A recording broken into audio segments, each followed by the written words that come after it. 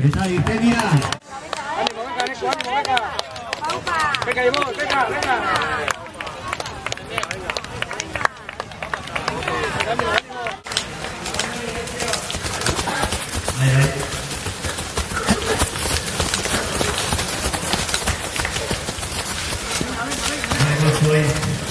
Inguruan dagote, hau izango dituen zelai nagusian, korrigalaria. Beraz, oraintxe aurki bigarren guztia gazteko dute. Hirukote bat dugu aurrean atira egiten. Berreun eta produktuen kosteta. Berrogeita zazpi. ¿Qué tal? Bien. Buena carrera.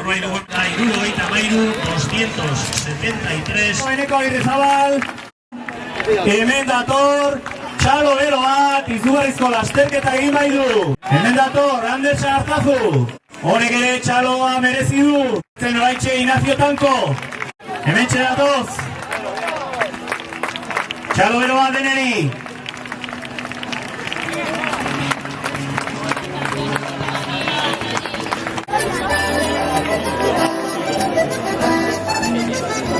Pentsatzen nire aurkari nagusi Ander Sartazu izango zala eta biok bata beste aldamene pixka kontrolatzen. Eta bigarren buelta bukaera nola ondo ikusi naiz, aurren jarri pixka tiratzen eta tarte bat iriki diot, eta gero horri usten. Eta, pixka bete naiz arnosa eta ez da izan oso baten do kanpotik igual errestuan zela, baina terrenoa zeo nahiko irregularra.